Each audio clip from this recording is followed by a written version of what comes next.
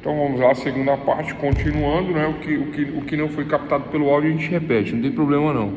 Então olha só, pessoal, a diferença entre código e consolidação das leis trabalhistas, né? Que é a CLT, porque eu tenho um Código Civil, eu tenho um Código Penal, eu tenho um Código Tributário, mas eu não tenho um Código Trabalhista, eu tenho uma CLT, porque eu já tinha uma legislação antiga, eu já tinha uma legislação consolidada, né, que agora eu tive que reunir sem fazer um código. Vocês entendem isso? Ao invés de revogar a legislação que é boa, é pertinente, é moderna, é atual, ao invés de revogar, eu não posso simplesmente revogar a lei porque eu vou juntar a lei. Não posso fazer isso, né? Eu poderia até fazer uma abrogação, trazendo uma nova legislação ou trazendo um código, mas para efeitos, do ponto de vista da sociedade, do ponto de vista jurídico, funciona, né? Já está funcionando. Então houve uma consolidação daquilo que já existia, consolidou-se, né, em um único livro, semelhante à legislação mosaica de Moisés. Ele tinha 5 livros, juntou os 5 livros, fazendo aí o Pentateuco, né, de Moisés na legislação mosaica. Então a consolidação das leis trabalhistas é semelhante, só não é igual ao Código de Moisés, porque Moisés não tem método, Moisés não tem metodologia científica, não tem base científica, né? Moisés é o Código Antigo não tem metodologia. O Código, a CLT tem metodologia, consolidação das leis trabalhistas, difere, portanto, dos códigos, porque o código ele é feito integralmente, ele é feito totalmente, né, artigo por artigo, com bases científicas. Aí eu estava falando que o código tem 4.908 artigos, né, 4.908 artigos, elaborados de forma metodológica, orgânica, organizada, né? Então há uma organização no código, na codificação, há uma organização. Vou até falar aqui do conceito de código que nós falamos na aula passada, né? Que diz o seguinte: código é o conjunto orgânico e sistemático de normas jurídicas. Conjunto orgânico e sistemático. Por que orgânico? Por que sistemático? Obedece um sistema metodológico, né? Orgânico porque tem vários capítulos, vários segmentos, vários direcionamentos organizados metodologicamente, orgânicos e sistemáticos, de normas jurídicas, né, escritas e relativas a um amplo ramo do direito. Qual o amplo do ramo de direito que eu estou me referindo aqui? Estou me referindo ao Código Civil Brasileiro, né? Código Civil Brasileiro de 1916, assinado por Clóvis B. Vilacqua, cujo primeiro projeto foi de Teixeira de Freitas. Fez um projeto muito grande, muito amplo, né? Código Civil e Código Comercial. O governo falou que era muito, mandou dividiu em dois, dividiu esse código, ficou só Código Civil, assinado, finalizado por Clóvis B. Vilacqua. A inspiração deste Código brasileiro veio da onde? Veio do Código moderno, né? Veio do Código francês, que entrou em vigor em 1804, Código francês, Código de Napoleão, né? Que traduziu o Código de Napoleão, o Código francês, traduziu uma inspiração nacional da França. Qual a inspiração nacional da França para aquela época? Pessoal, o que a França queria, desejava? Os burgueses, os parlamentares burgueses, né? Desejavam naquela época, desejavam uma liberdade do Estado, né? Um agir com maior liberdade do Estado, menos Estado, mais liberdade de comercializar, de agir, menos monarquia absolutista, monarquia autocrática, autocracia é uma ditadura, né? E aí o que acontece? E aí, né, é menos autocracia, menos Estado. Quanto mais Estado, pessoal, maior a tendência de uma autocracia.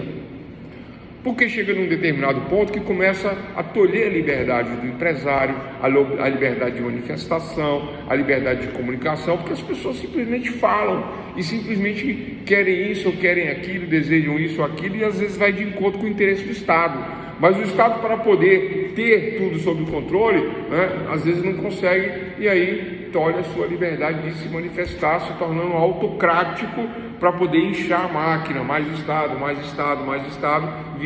torna-se uma autocracia.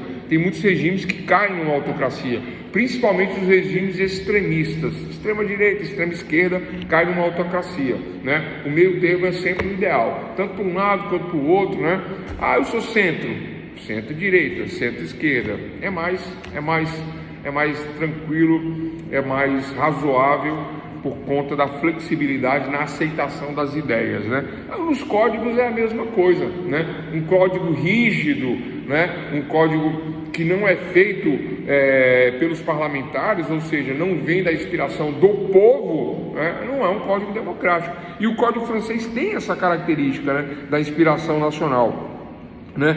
E mais um detalhe, antes da codificação de Napoleão, né, o ordenamento jurídico já era diversificado lá na França, né? Haviam diversas leis, mas o norte, o guia das leis francesas sempre foi, desde sempre, ex facto ius oritur. Eu estou apontando, mas não está nem saindo. Olha lá, olha lá, olha lá, olha lá. Será que sai? Agora saiu, né? Vocês estão conseguindo ver? Não sei se dá para ver, né? Ex facto ius oritur. Eu aponto para lá, né? Porque está escrito no quadro. É isso aí, por isso que eu aponto, né? Vocês não estavam vendo, agora viram. Então, ex significa força, ius, direito, por força do direito, né? Por força do fato, ex facto, por força do fato. Ius oritur é a origem do direito. Significa dizer, pessoal, que tudo vem do direito consuetudinário, normas costumeiras, né? Eu costumo todos os dias que eu saio da minha casa passar por determinada rua, determinado local, assim, assado. E quando chega num determinado ponto, eu moro na zona rural, na área rural, chega num determinado ponto, ao invés de desviar, dar a volta todinha na fazenda da Gislane, eu passo na lateral da cerca dela, dentro da terra dela, passo lá, meu carro. Todo dia eu faço isso, 1 ano, 2, 3, 4, aí um dia ela fala assim, você não vai poder passar mais aqui não. Aí o que eu falo? Mas eu sempre fiz isso, né? Eu tenho esse uso, esse costume, é usual e costumeiro. E aí outras pessoas fizeram a mesma coisa. Criou-se um direito de, como é que chama o nome disso que passa na terra? Servidão? Tem um nome para isso, né? Que a gente passa e cria um direito de passagem ali, e aí já era, a Gislane perde um pedaço da terra dela por conta de um uso de costume habitual, costumeiro, tradicional. Ela nunca reclamou, ninguém nunca reclamou, agora ela quer mexer na área, não pode mais, porque virou um direito de passagem aí, um direito consuetudinário, né? Que aí eu posso até positivar, escrever, né? Não é tomar o que é dela, mas já era, né? Por conta disso. Isso existe, tá, pessoal? Na prática, o que eu acabei de falar, existe aí, né? Direito de passagem que chama? Acho que é servidão que chama, né? Não lembro, eu vou tentar lembrar. Bom, enfim, é um exemplo. Então estamos falando do Código de Napoleão, Código francês, com inspiração nacional. Qual é a inspiração dos franceses? Liberdade, igualdade, fraternidade. Liberté, igualité, fraternité, que é os lemas que inspiraram a Revolução Francesa, porque eles não queriam a monarquia autocrática, não queriam um governo absolutista, um governo, né, que ditava regras. Eles queriam liberdade para agir, e assim eles partiram para a elaboração do código deles, né? Baseado primeiro num direito romano. Olha só, o Código francês é baseado no direito romano, um direito mais antigo, um direito também democrático, um direito também libertário, né? Baseado lá nas 12 tábuas. Lembra que eu falei na aula de ontem, né? Que a águia que pousava em Roma, aquela águia de 2 cabeças, que é o símbolo de Roma, né? Da águia romana, né? Quando Roma acabou, que surgiu uma nova ordem mundial naquela época, extinguindo Roma, a águia voou para os Estados Unidos. E aí se tornou a nova ordem mundial americana, e é eles que dão as regras, que dão as cartas hoje no mundo. Pessoal, quando a gente fala de ordem mundial, né, é ordem econômica, não é teoria de internet não, tá? De conspiração, de fim de mundo, de apocalipse, esquece isso aí. Tá? Isso não tem a ver com religião, nem com crença, nem com fé. Ordem mundial é ordem econômica. Quem determina a ordem econômica atualmente são os petrodólares, os dólares americanos, né? Eles é que determinam a ordem mundial. Existe uma tendência, existe uma busca pelo domínio globalista, pelo domínio de todo o mundo através dos americanos. Eles querem fazer isso, né? E eles fazem isso através da OTAN, ou NATO, né? A Organização do Tratado do Atlântico Norte, que é uma organização que é de aliados de guerra e aliados econômicos também, mas primeiro eles são aliados de guerra. Nessa história de aliados de guerra, eles destroem os outros inimigos, os outros países, né? E atualmente temos uma guerra aí, né? Entre NATO e Ucrânia, que na verdade é entre a NATO e a Rússia, que é uma ordem mundial de países emergentes do Oriente, da Eurásia. Quem são esses países? Aí vocês vão ficar agora falando, puxa, será que é verdade? Mas é verdade. Surgiu um bloco do lado de cá, tem um bloco do lado de lá, né? O bloco de lá é um bloco de guerra, a OTAN, né? Organização do Tratado do Atlântico Norte. Olha só, eu tenho uma linha meridional, o Atlântico Norte, aqueles países lá do Atlântico Norte, eles estão, todos estão, né, nessa linha de cima, encabeçados pelos Estados Unidos, são cerca de 20 países da OTAN. Eles é que estão em guerra com o outro bloco. Quem é o outro bloco? O outro bloco é o bloco que é, na sua maioria, socialista, né? Não existe comunismo, viu, pessoal? Tá? O pessoal fala de comunismo aí, não existe comunismo, né? Vocês sabem disso, né?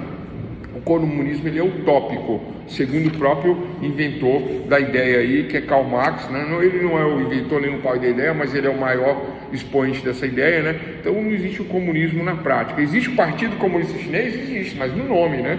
Não existe um comunismo como Marx pregou, né? Existe sim um socialismo, né, que é mais Estado, né, totalmente mais Estado, menos liberalismo, com o controle de tudo, né? E na medida que o Estado vai ampliando a sua estrutura, né, e ele vai dominando também a superestrutura as ideias, estruturam os meios de produção, né, eles vão dizendo como eles vão codificar, como eles vão fazer as leis.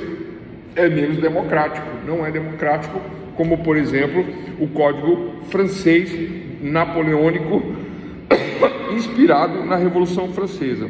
Então, olha só, importante saber que, né, o Código Francês ele teve uma unificação dos valores culturais da França, né? Ele trouxe todos os valores da França, ele trouxe usos e costumes da França, ele trouxe o direito consuetudinário francês, né? E abraçando essas ideias de liberdade, igualdade e fraternidade, fizeram um Código Francês, baseado numa metodologia, baseado numa lógica, baseado numa ciência e não em preceitos como os códigos antigos. Então, na hora de responder a diferença entre códigos antigos e códigos novos, a principal diferença é que os códigos antigos trabalham preceitos, poucos preceitos, e os códigos novos trabalham leis, artigos baseados em metodologia científica. Essa é a principal diferença.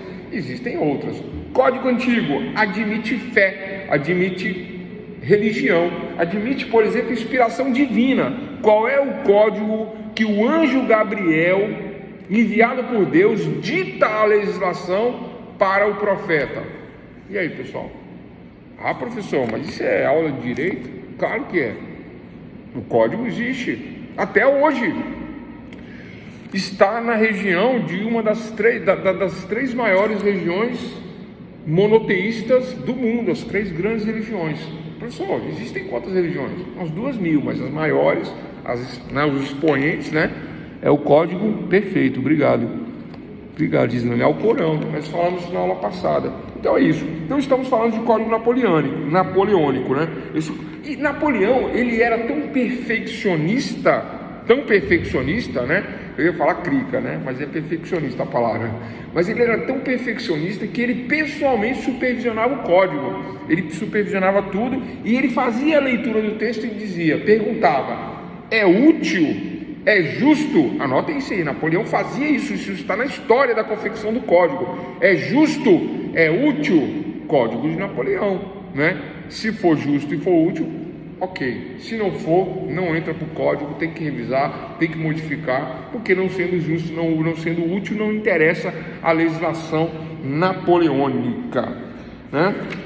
Diversos juristas, né, famosos, premiados, filósofos, sociólogos, todos participaram aí deste revolucionário código napoleônico, porém um código revolucionário baseado no ex fato ius oritu, no direito que nasce dos costumes, né? Dessa maneira foi feito o Código de Napoleão. Esse Código de Napoleão, ele inspirou o Código Brasileiro, né? Por isso que eu estou falando dele, né? Inspirou o Código Brasileiro. O Código Brasileiro, pessoal, né? Poxa, foi feito um método, 4.908 artigos no Código Brasileiro. Vocês sabem que a maioria dos artigos do Código Brasileiro são cópias do Código de Napoleão, do Código francês, a maioria. O anteprojeto foi praticamente todo copiado. Por isso que ele já começa com 4.908 artigos. E aí vai se modificando, se adequando, né? Adequando os títulos, subtítulos, seções. De forma orgânica e sistematizada foi feito este código. Passando para Clovis Bevilacqua, deu o ajuste necessário brasileiro para que tenhamos uma técnica apurada de um código moderno e científico baseado na napoleônico. Então são essas as características do Código Napoleônico e do Código Brasileiro, né? A metodologia científica, a organização e a identificação em lemas como liberdade, igualdade e fraternidade, principalmente enaltecendo a liberdade burguesa do parlamento francês. Isso no Brasil não funciona muito porque nós não tivemos um parlamento burguês aqui, né? Nós temos hoje, em 2022, 2023, nós temos. Antes nós não tínhamos, né? Antes nós não tínhamos Odebrecht, JBS, né? E todos esses que influenciaram no governo, nós não tínhamos, né? Quem influenciou no governo foi o Estado desenvolvimentista de Getúlio Vargas em 1930, fazendo aí uma base, né, totalmente estatal, uma revolução às avessas, mas isso é uma outra aula. Bom, então temos esses dois códigos aí, baseados em uma metodologia científica, né, um sistema orgânico, né, de normas, também visando a liberdade e o direito consuetudinário, usos e costumes todos colocados no código. Aí vem aquela pergunta de ontem, de novo: professor, existe homofobia? Existe. Existe a lei de homofobia? Não existe. Homofobia é crime? Não é crime porque não existe a lei, mas é crime do ponto de vista consuetudinário, porque a força do fato origina o direito, oritur ius, ius oritur, né? Ex fato ius oritur, né? É isso que acontece na prática. Então, se eu for na delegacia e falar, estou sendo vítima de racismo, a lei do racismo, né? Ele me xingou, ofendeu minha honra íntima de forma racista, injúria racial. Ok. Ele foi homofóbico comigo, né? Uma fobia à minha condição, condição sexual, né? Tem essa fobia em relação à minha condição homoafetiva, foi homofóbico comigo. Aí o delegado vai falar, não tem a lei, né?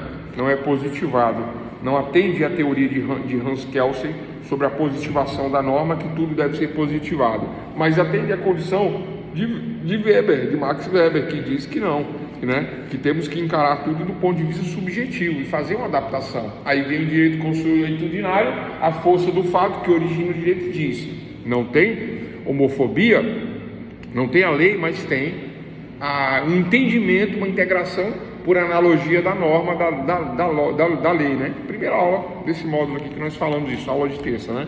Estou aqui só dando um apanhado geral, falando desse código, fechando esse código. Então é isso, doutores e doutores, né? Sobre Código Napoleão e Código Brasileiro, temos essas questões, eu posso voltar depois aqui.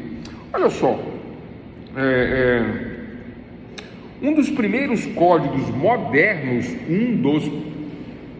esquece o brasileiro, esquece o napoleônico. Um dos primeiros códigos modernos foi o Código Civil da Prússia, P-R-U-S-S-I-A, Prússia. O primeiro processo codificador formulado em base científica foi o Código Civil da Prússia. Não foi o francês, não foi o brasileiro, foi o Código Civil da Prússia, que entrou em vigor em 1º de junho de 1764. Até aí não existia um código com uma metodologia científica, existiam reuniões de leis, reuniões de normas que também não eram a CLT, porque a CLT também tem base científica. A consolidação das leis do trabalho são leis feitas com base científica, com a metodologia, organizadas em uma consolidação também de forma com base científica, essa CLT, né? Os códigos antigos não tem isso, né? Então isso acontece em 1º de junho de 1794, a pedido de Frederico I, né? Que elaborou um projeto e denominou esse projeto de Ius Naturae Privatum, direito privado natural, né?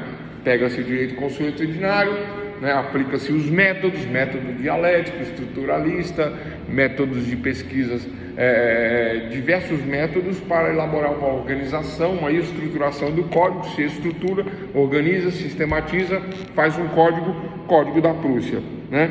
E foi feito esse código. Só que olha só, por ser o primeiro código baseado em método, em uma metodologia, o que acontece?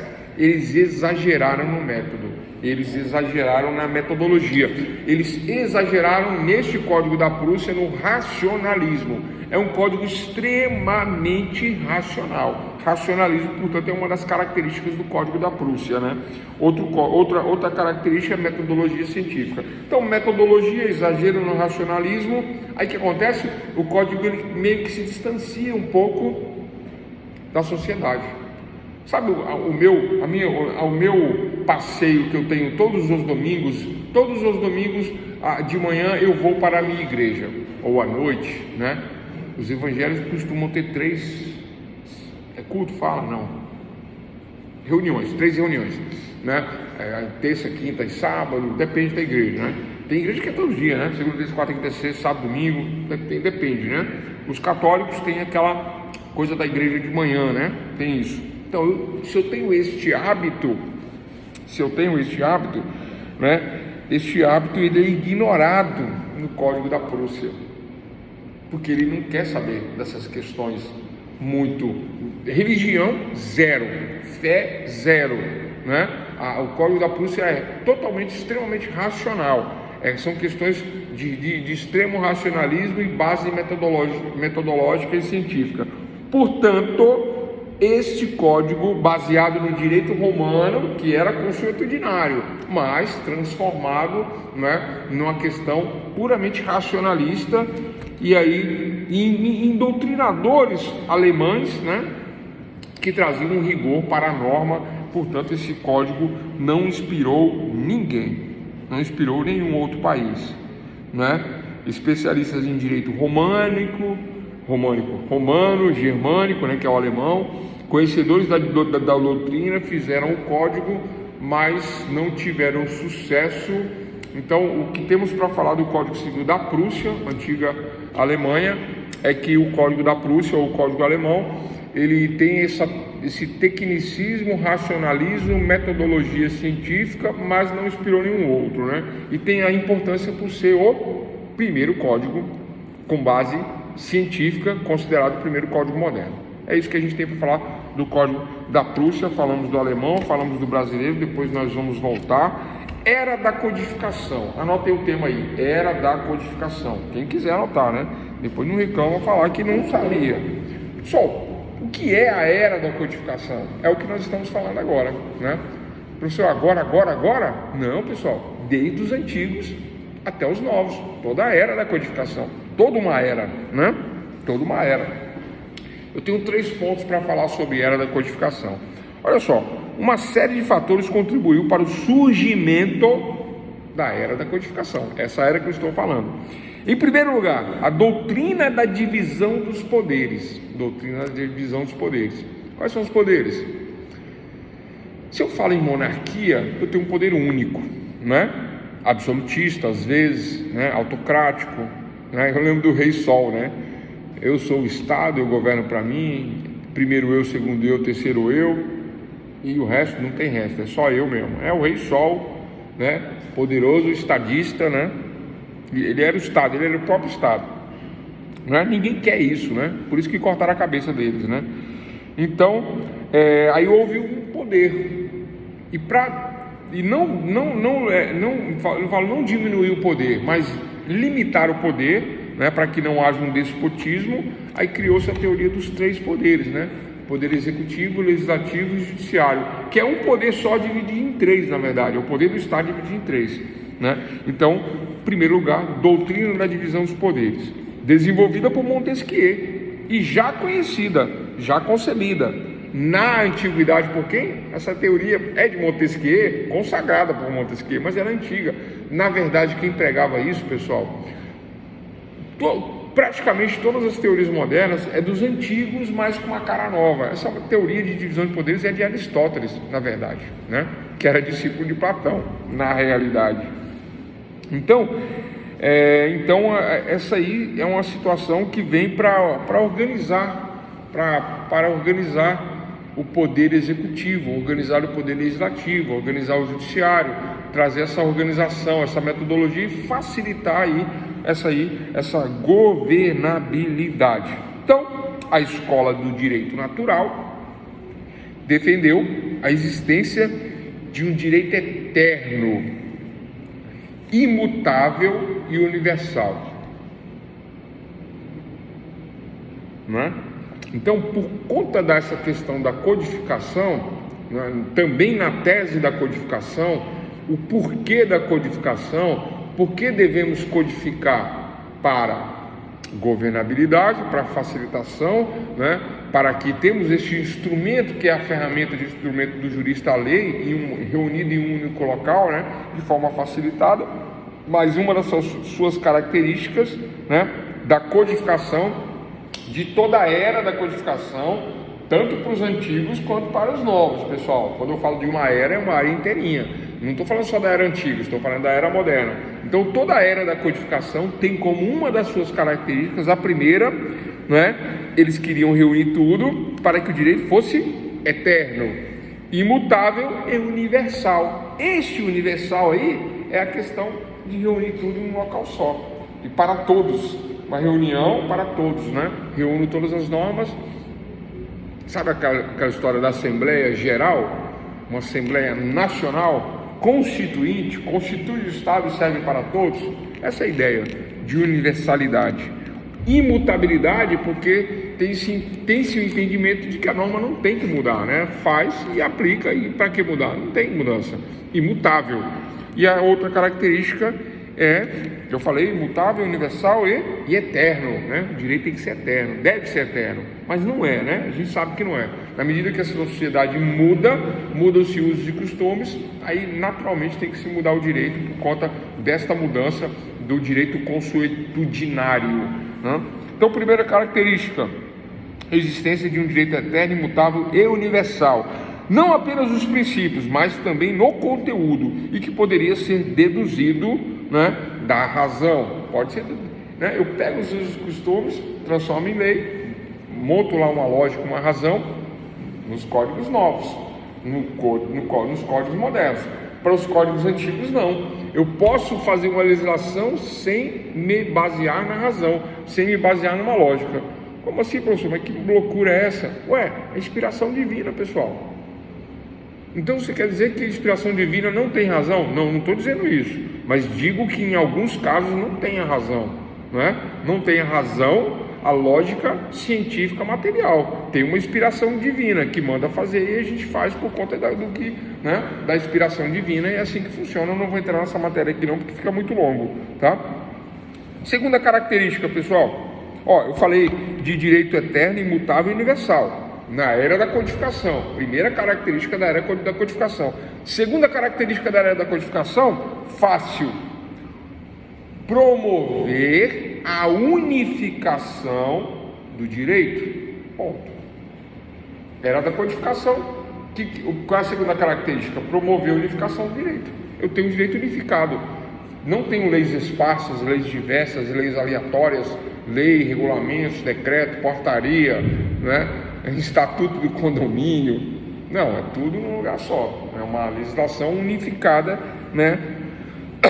A unificação do direito, que aumenta os vínculos sociais e morais dentro do território.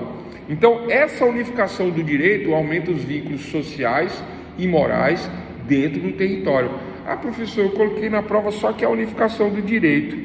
Eu não coloquei que aumenta os vínculos sociais e morais dentro do território, essa característica da era da codificação. Então não está certo, né, pessoal? Está incompleto, porque a resposta completa é que a unificação do direito aumenta os vínculos sociais e morais. Por que aumenta os vínculos sociais e morais? Contei toda uma história que parece que eu estou viajando aqui, mas eu não estou, né? Quando eu falo lá de Roma, quando eu falo da França, quando eu falo do parlamento burguês, quando a gente fala da monarquia, Quando a gente conta as histórias, né, da fé, dos heróis da fé, olha só, o povo de Moisés, né, saiu lá do bem bom lá, né, comia um peixezinho na grelha, o que mais, né, usava aquelas roupas de linho, né, tinha as suas festas, né, e etc, os costumes egípcios, né, e aí foram para o deserto e começaram a reclamar. Ah, estou com fome, estou isso, estou aquilo, tal. E eles reclamavam.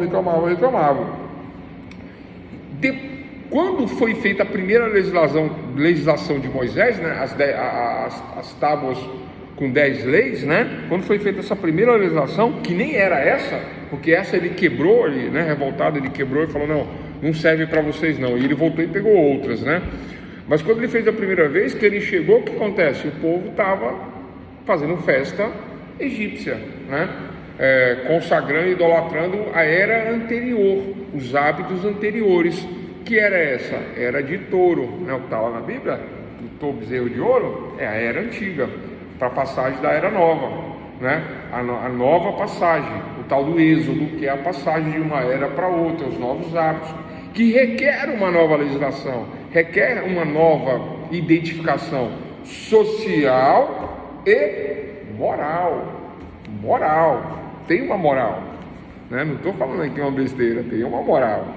E a moral é que deveria se abster da moral antiga e ter uma moral nova, costumes sociais antigos, costumes novos. Por isso que esta característica da era da codificação, a segunda, agora eu estou falando da segunda, né? Tem como marco promover a unificação do direito através de leis, né? Com vínculos sociais e morais. Esses vínculos sociais e morais vêm nas leis, na própria lei. Não cobiçar a mulher do próximo. Por que será que tem essa lei? Porque eu acho que todo mundo cobiçava a mulher do próximo. Será que era isso? Do próximo, do seu lado? Será que era assim que funcionava? Não sabemos, né? Mas tudo indica que sim, né? Tudo indica que cobiçava-se a mulher do próximo, né? Do próximo do lado, né? Ah, mas por que a mulher do próximo e não o homem do próximo? Pessoal, porque a sociedade era patriarcal e a mulher era um objeto, né? Vamos ser claros e transparentes nessa questão aí. Hoje não é assim, né? Ainda bem, né? Mas na época era. Vocês entendem isso? Tranquilo? Pelo que já li, sim. Obrigado pelo apoio. Terceira característica, vamos lá, pessoal, da era da codificação. Terceira característica da era da codificação. A primeira característica, né? Vocês já notaram. O direito ele é racional, né? Ele é eterno, imutável e universal. Já falei disso aí, não vou repetir. Segunda, né? Requer a unificação do direito, né? Moral e vinculada a moral e hábitos, né? Da sociedade, moral e social. Ponto. E terceiro, aí vem uma questão de soberania agora, tá? A questão de soberania. Eu ia falar de nação aqui de novo, mas eu vou deixar para falar daqui a pouco de nação, né? O constitucionalismo, olha só o que eu vou falar. O constitucionalismo, ele surgiu no século XVIII, né? Revolução Americana, Revolução Inglesa, Revolução Francesa, né? Estas três revoluções, lembrando, doutores e doutoras, que a revolução só se faz com sangue, só se faz com destruição. Não existe revolução silenciosa, revolução com meditação, revolução do prana, dos chakras. Não existe isso aí, pessoal, isso não existe, tá? A revolução é armada, é guerrilha, é bomba atômica, né? Bomba que caiu no Japão, que finalizou uma guerra. Revolução francesa, que decapitou os reis, pendurou a cabeça nos postes, nos muros, né? Da cidade. Isso é revolução, né? Então, a revolução americana de 1789, a francesa a francesa e a inglesa, essas grandes revoluções, elas têm como marco, têm como uma origem, né, tem como todo um aspecto para colocar fim no absolutismo monárquico, né, fim numa autocracia, num governo autocrático, vocês sabem do que eu estou falando, né, fim das ditaduras absolutistas, e aí trazer o quê? Trazer uma democracia. liberdade, igualdade e fraternidade. A gente fala da França porque é o que está mais próximo, porque o Código Napoleônico inspirou o Código Brasileiro, ao contrário do que o pessoal anda falando na internet aí, né, criticando a Revolução Francesa e etc e tal, principalmente o pessoal da direita faz isso, né, querendo ignorar, né, dizendo que não é bem assim, não é bem assado, né, e que o movimento é um movimento burguês. O movimento é sim um movimento burguês, porque os burgueses tinham dinheiro, queriam liberdade para trabalhar, liberdade do Estado e eliminar a autocracia. Eliminaram o absolutismo, eliminaram a autocracia e fizeram uma Constituição através do Parlamento. Essa Constituição feita através do Parlamento são as normas que constituem o Estado. Então, na era da codificação, agora eis o ponto. Na era da codificação, 3 características. Primeira característica, direito eterno, imutável e universal, nós já falamos, e um racionalismo dentro dessa questão primeira. Segundo, unificação do direito, né, mas a questão moral e social. E terceiro agora, o constitucionalismo, né, a aceitação de um constitucionalismo na era da codificação. Como assim, professor, aceitação de um constitucionalismo na era da codificação? A era da codificação, ela é antiga, nos códigos antigos.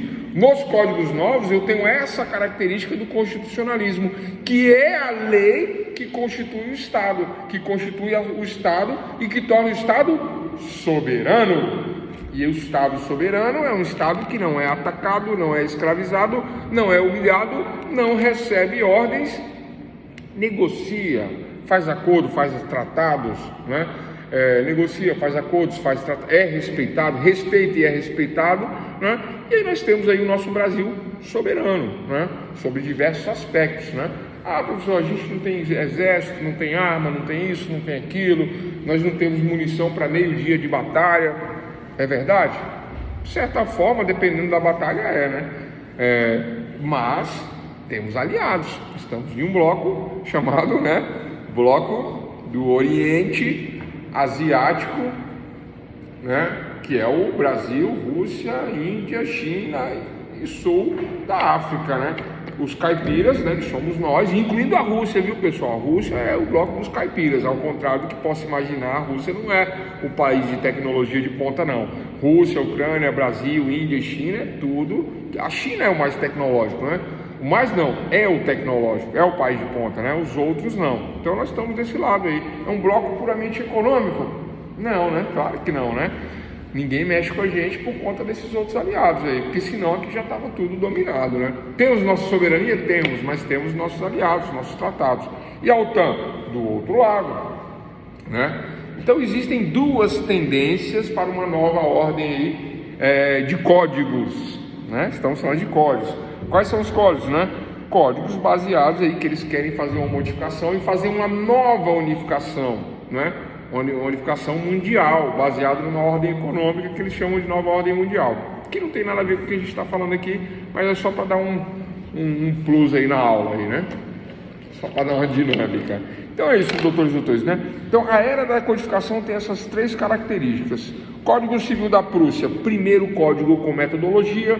Napoleão, né? Um código excelente, inspirador, baseado nos lemas da Revolução Francesa, que tem uma exegese, uma interpretação, né, baseada nos costumes franceses, que trouxe liberdade, trouxe igualdade, trouxe de certa forma fraternidade, né, e elabora diversos conceitos que se adaptaram ao nosso país, inspirando o anteprojeto de Teixeira de Freitas, que passou para Clóvis de Vilacqua, fechando aí o nosso Código Civil brasileiro de 1º de janeiro de 1916. A data é essa? Acho que é essa data, né? E aí surge o Código Civil brasileiro, inspirado no francês. O brasileiro, ele foi tão bom, né? O de 16 foi tão bom, tão inspirador, organicamente e sistematicamente organizado, né?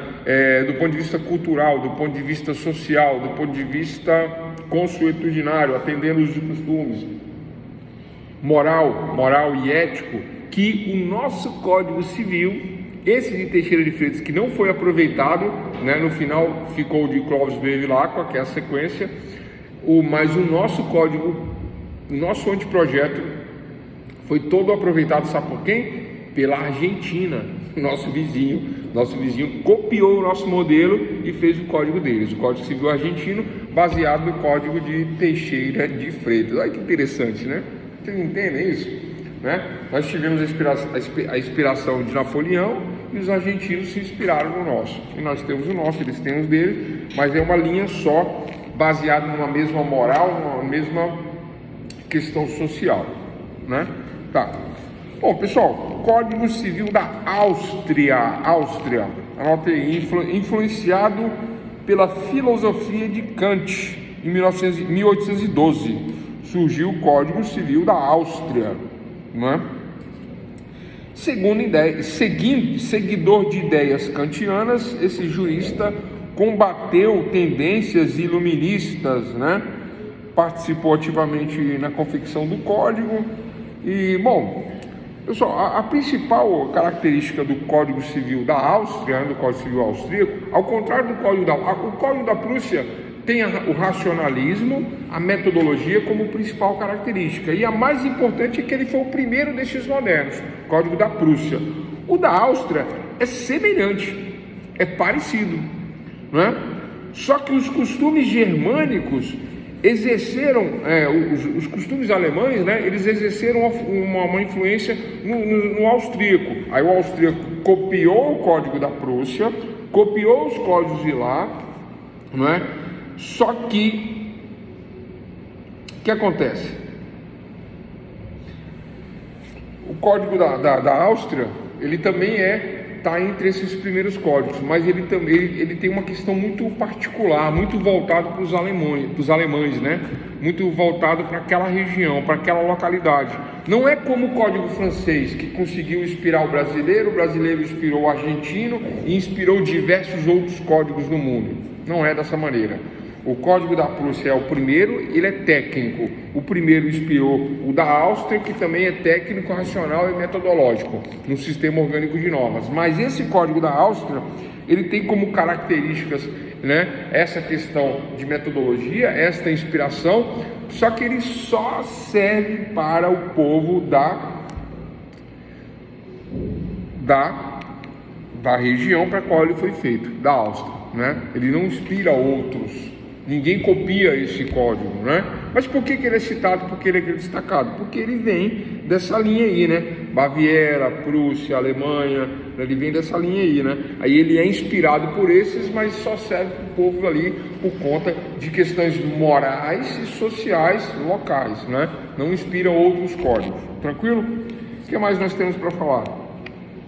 Vamos lá. Tem uma polêmica aí, né? Dois universitários, dois professores, né, dois docentes, dois doutrinadores, né, Dr. Legons, doutores da lei, escritores, né, portanto fontes do direito, né, quais são as fontes do direito? Lei, doutrina, jurisprudência e usos e costumes. Né? Se eu não tenho lei, usos e costumes, jurisprudência, doutrina. Quem são os doutrinadores? Os professores, que utilizam métodos de estudo, né? Fazem estudos sobre determinados assuntos, e estes estudos inspiram, por exemplo, a confecção de um código, né? Então, Thibault e Savigny, né, dois professores, eles, né, professores universitários, eles trazem, né, questões controversas em relação a essa questão da codificação, né? Um acha que o código deve ser eterno, né? Faz a codificação e essa codificação deve ser eterna, deve ser ad eterno, né? Trazer uma codificação, trazer uma união das leis para que elas sejam eternas e eternamente nós nos utilizarmos dessa lei positivada. Um acha isso, o outro acha que não. Fala assim, olha, a codificação ela é importante, ela deve ser feita, devemos ter uma codificação na nossa sociedade, mas essa codificação, com o passar dos anos, haverá uma evolução da sociedade. Eu já falei que eu sou contra o termo evolução da sociedade, porque a sociedade não evolui. Quem fala isso? Savigny, né? A codificação possuía a inconveniência de não permitir que o direito acompanhasse a evolução social. Eu vou repetir a fala dele. A codificação possuía a inconveniência de não permitir que o direito acompanhasse a evolução social. Ele fala que o direito não acompanha a evolução social. Não, a codificação tem essa inconveniência. Ele é contra, portanto, a codificação, porque tem essa inconveniência. Ele é a favor da codificação, mas ele diz que tem essa inconveniência, de que a codificação não acompanha a evolução social. Aí eu digo que eu sou contra a evolução social. Se eu escrever um livro, eu vou falar isso no meu livro. Eu vou falar que a sociedade não evolui, não é? Os costumes não evoluem. Professor, mas por que os costumes não evoluem? Vou explicar por que agora, né? Se nós liberarmos o uso de entorpecentes na sociedade, é uma evolução? Lógico que não. Claro que não é uma evolução. É uma involução, né? É um retrocesso, né? A liberação é um retrocesso. Ah, professor, mas aí é um uso consciente, equilibrado, né? Eu vou na farmácia e compro minha droga favorita, vou no restaurante, fumantes, não fumantes, maconheiros, usuários de crack, né? Isso não é evolução, tá? Por isso que eu sou contra o termo evolução social. Há usos e costumes adaptados. Então, atualmente se aceita em nossa sociedade fazer uso de tal entorpecente. Não é uma evolução, é uma questão usual e costumeira. Do fato, o direito surge ex facto ius oritur, né? Então é uma questão mais de usos e costumes. Mas Savigny, né, ele falava disso aí, ele falava que cada época tem uma legislação. Se eu faço uma codificação, é positivo, é bom, tranquilo, mas, né, eu não posso ter isso como eterno e imutável, porque existe, aí ele usa esse termo, uma evolução social, uma evolução da sociedade. Savigny fala que existe uma evolução social, portanto essa evolução social não permite a codificação ser algo eterno, algo imutável. Eis o conceito, eis a questão. O outro já fala que não, fala que tem que ser positivado, escrito, expresso, portanto imutável, inalterado, né? Porque traz legislação universal, naquela primeira característica lá, né? Direito eterno, imutável e universal, da era da codificação, como primeira característica, direito eterno, imutável e universal. Então este professor, né, Thibatu, né, é um jurista, soletrei, Thibatu, né, esse professor universitário, ele fala que o direito tem que ser eterno e imutável. Savigny diz que não, né, que há uma evolução social e essa evolução, as leis devem acompanhar esta evolução social. Eis aí a polêmica entre um e o outro nessa era da codificação. Tranquilo, pessoal? Fácil discorrer, resenhar, fazer uma redação sobre esse assunto? É fácil, né? Eu tenho dois professores, que um é a favor, os dois são a favor da codificação, mas um faz uma crítica dizendo que o direito, que a sociedade evolui, portanto o direito tem que acompanhar a sociedade nesta evolução. O outro diz que não, tem que ser eterno, universal e imutável. O outro, né? O primeiro faz isso, né? Por favor, escreva o nome dos dois autores. Ótimo, escreva aqui no chat. Vamos lá, né? Tibaú. Eu vou escrever no quadro aqui pra gente. Tibaú e Savigny. Pronto, tá aí. Tranquilo, né? Vou escrever aqui no quadro aqui. Apesar de que eu gritei aí, né? Mas é tranquilo, né, pessoal? Então eu tenho esses dois doutrinadores do direito positivo, né? Então, na opinião de Tibaú, as duas exigências, né, uma natureza formal e outra uma ordem material, a primeira dizendo em relação à objetividade das normas jurídicas e a segunda o conteúdo, né, voltado para as instituições de acordo com a vontade popular. Então, direitos e costumes, direito consuetudinário positivado, né, eterno e imutável. Tibaú. Savigny fala a mesma coisa, só que ele não aceita essa questão como eu digo, não aceita que o direito é imutável, congelado, engessado numa norma, né? Então, né, o primeiro doutrinador versus o segundo, né? Agora eu esqueci se é com Y ou se é com I. Mas eu acho que é isso. Tá certo, escrevi certo. Savini, né? Oi? Pois não? Pode falar.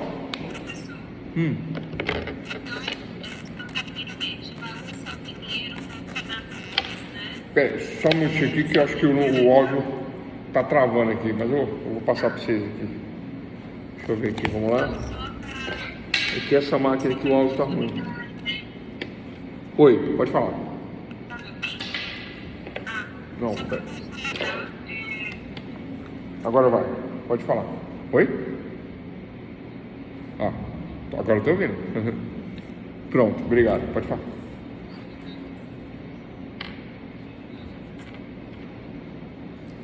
Isso é.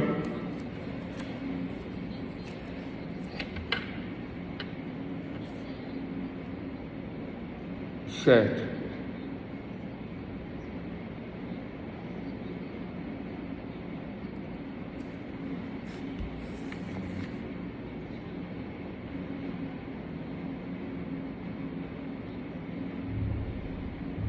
Isso, vamos lá então. Vou falar aqui o que a doutora Tamara nos colocou agora. É exatamente isso. Então, olha só, ela resumiu aqui, né, tudo que nós falamos, né? Existem dois doutrinadores que falam sobre a era, né, da codificação. Os dois doutrinadores são de acordo com a positivação. O que é positivação, pessoal? Escrever a norma, fazer o código. Os dois são a favor, tá? Mas, né, enquanto que o primeiro, Tibal, fala sobre, né, que a lei deve atender a primeira característica da era da codificação, direito eterno e imutável, né? Eterno e imutável. O segundo, ele não aceita a questão da imutabilidade, porque existe, segundo ele, uma evolução na sociedade. Só isso, simples assim. Compreenderam? É só isso. Mas eu tenho que explicar tudo, que é para ficar claro, transparente e não ter dúvida, né? Por isso que às vezes parece prolixo, parece cansativo até às vezes. Agora, vamos finalizar a nossa aula, faltando 10 minutos aqui, tá, pessoal? Né? Trazendo aqui a importância desse conteúdo que nós acabamos de apresentar, tá? Qual a importância da codificação do direito? Qual a importância de entendermos essa questão do Código Civil, Código Penal, Código Tributário, consolidação das leis trabalhistas? Entenderam a diferença agora? O Código Trabalhista não existe, não há um Código Trabalhista, porque já existiam excelentes leis modernas trabalhistas, porque o direito trabalhista ele é moderno. Consolidadas, não.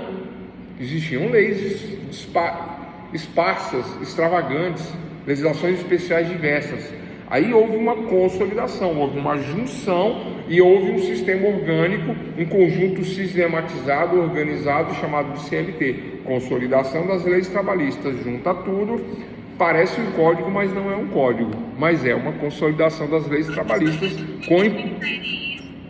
Oi?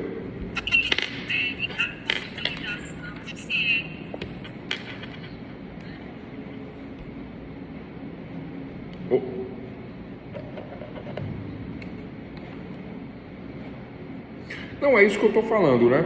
Qual a principal diferença entre consolidação e codificação, né? Nós falamos no início, mas não custa nada repetir, né? O Código Civil, né? Olha só, os códigos antigos não têm base metodológica, não tem base científica. Pode se inspirar na fé, pode se inspirar, por exemplo, no anjo que transmitiu, né? Deus transmitiu para o anjo transmitiu para o profeta ditou para o escriba. Fez-se um código sem base científica. Esse é um código com inspiração divina, válido até hoje, né? É um código antigo. Código novo tem o elemento científico, metodológico, né? Tem a base científica, a base lógica. O código ele é feito não por preceitos antigos, mas por artigos, né? Organizados sistematicamente, uma organização sistemática, numa codificação. A consolidação, já existem leis. Olha só, pessoal, o código não tem leis.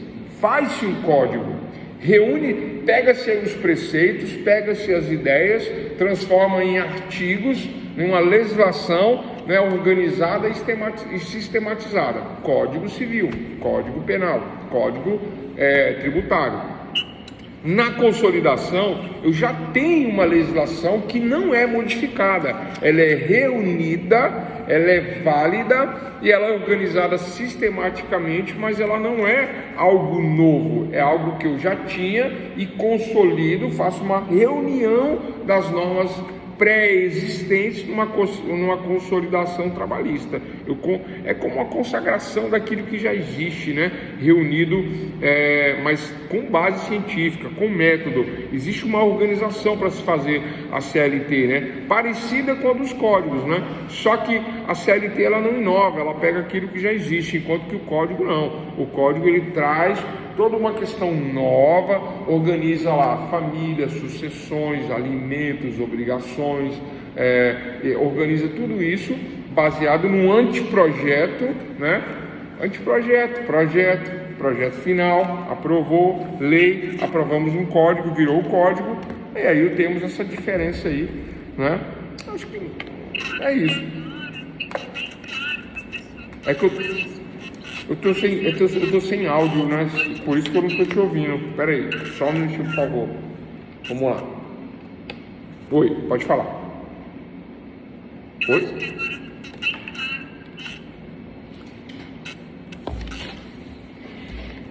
Vamos lá.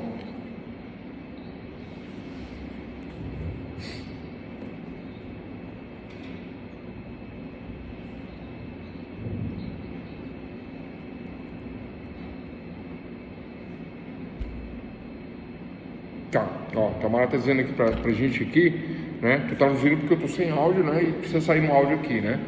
O seu áudio não sai, só sai aqui no microfone, né? Então, assim, a diferença, basicamente, né? Que você me passou aqui agora, né? E a gente vem corroborando essa situação, é que o código ele traz a novidade, é a coisa nova, enquanto que a consolidação não é a coisa nova, né? Não traz a novidade, né? Traz aquilo que já é pré-existente e a gente faz uma consolidação das leis trabalhistas. Olha que interessante, eu tenho a consolidação das leis trabalhistas atualmente e eu preciso incluir algo aí sobre acidente de trabalho. Eu incluo na consolidação, eu amplio a consolidação, uma lei dentro da consolidação, né, das leis do trabalho. O código não, o código ele é um sistema orgânico, único. Eu teria que fazer uma modificação no código. Não é uma inclusão, é uma modificação na lei. Na CLT eu posso incluir algo mais, né? Parece que é uma junção de outras leis, né?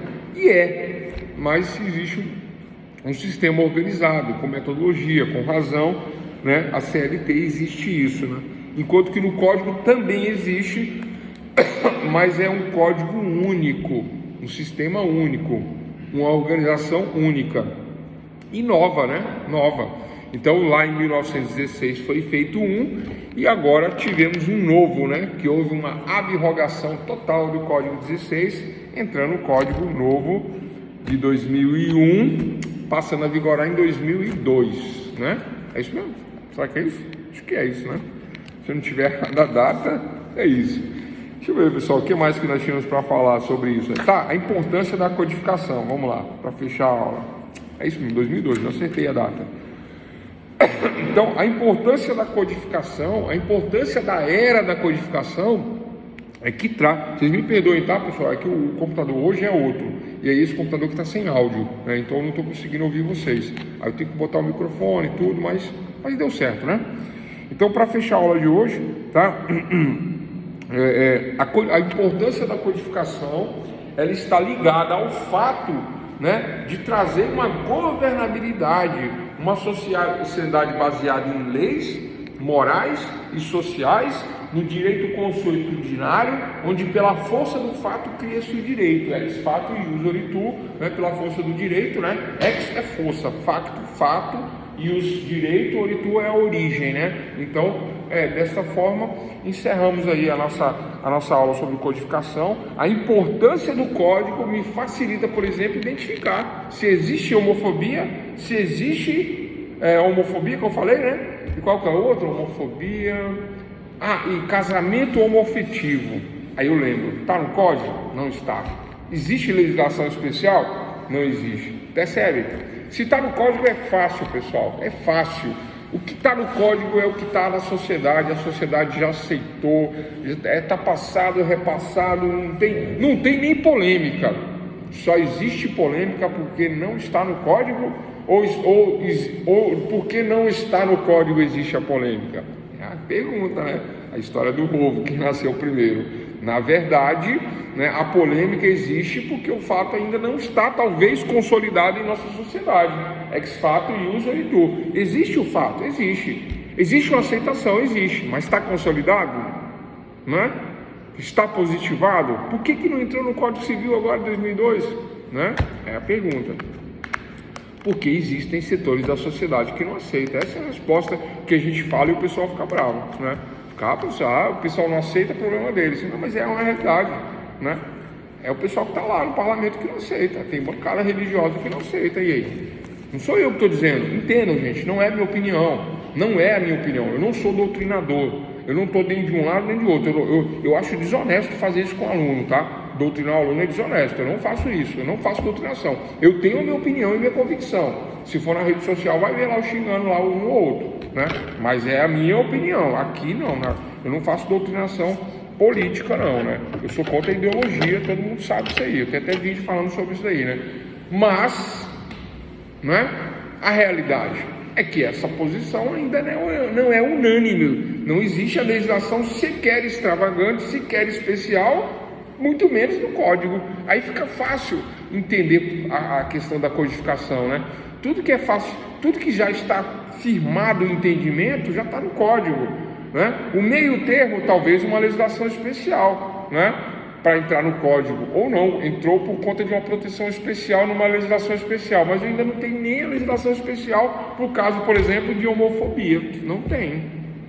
Eu tenho uma integração da lacuna, porque o direito não permite isso, né? E eu, como jurista, nós, como juristas, não aceitamos isso, não ter uma lei para isso, né? Temos que defender, né? Temos que fazer a defesa, mas por integração, né? A integração da lacuna por uma analogia legal, integração da lacuna por princípios de direito, mas do ponto de vista social, moral, né?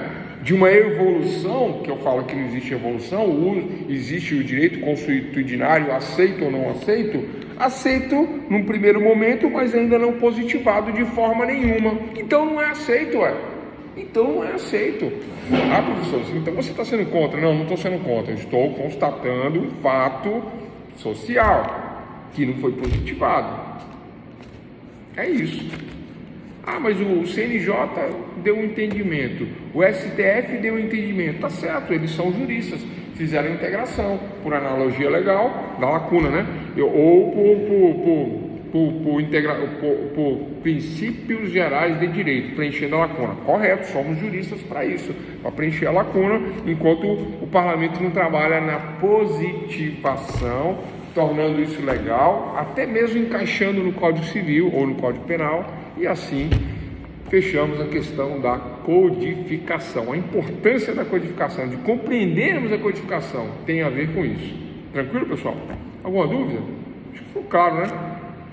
Amanhã nós vamos falar de técnica legislativa. Sexta-feira, técnica legislativa, né? Como se faz, por que se faz, por que se faz isso ou se faz aquilo, em termos legais. Inclusive, esse casamento segue até que se faça uma legislação específica, junto a todas as leis que atendem aquele conceito. É isso. Então tá joia. Então, um forte abraço a todos. Me perdoem aí, né, a demora no início da aula hoje. Foram vários aspectos aí que me levou ao atraso aí. Mas amanhã eu vou fazer a coisa certinha, dentro do horário, para não avançar tanto. Tá joia? Então, Célio, Ediedra, Fabiano, Gislane, Gustavo, Laurence, Tamara. Até a próxima.